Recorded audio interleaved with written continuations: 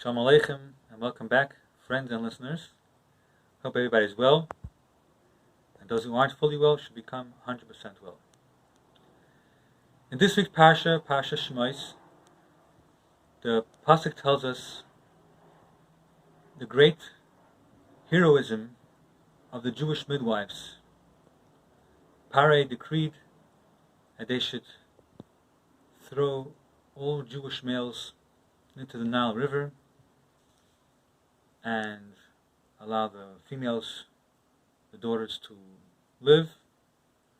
And the Jewish midwives feared Hashem, and they sustained all the Jewish children.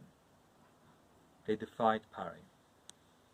The Pasuk tells us that Hashem made for them, as a reward, houses or dynasties of Kahuna, Leviah, and Malchus.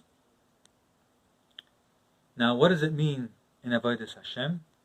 So Kahuna represents the idea of being separated from worldly matters, because the Kohanim were supposed to be separated from anything that's impure, and they couldn't leave Eretz Yisrael. And on the positive side, it represents being davuk, cleaving to a lakus. They were involved in bringing the karbanas and the ketairas. Leviah represents connecting oneself and others to inyanim of kedusha, like the Levim in the Beis Hamikdash. They were helping out, but they were still allowed to go travel to Chutz La'aretz. So, in Ruchnius, that means going to a place of the opposite of life. They were allowed to even go to a Beis HaKvaros, to a cemetery, and bring people who are spiritually not alive and make them alive with holiness. And Malchus, royalty, represents proclaiming Hashem's kingdom throughout the world. So this was the reward which Cheved and Miriam received for doing their heroic work.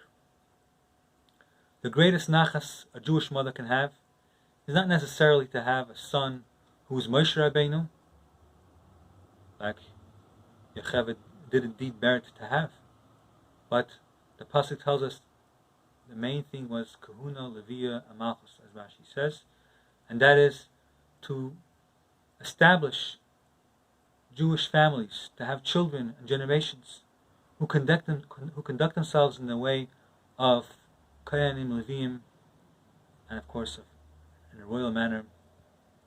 And by establishing such Jewish homes that are imbued with such kedusha, we will merit that all of Tzivos Hashem, every member of Hashem's army, will leave the Galus under the leadership of Moshe, who was a king and a Levi, and Aaron, who was the Kohen Gadol, together with their Shevet Levi at the forefront, and we will be led b'yad rama, with an outstretched hand, the coming of Mashiach, Yevheira v'yameinu, Amen.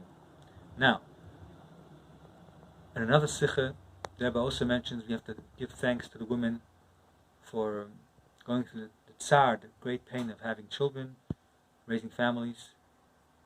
So it's a big chus for the women. And some an interesting thing from the Ben Ish Chai, that says in the pasuk, "Ever maso abayim haisel resh pina," that there are certain passages throughout the Torah which could appear as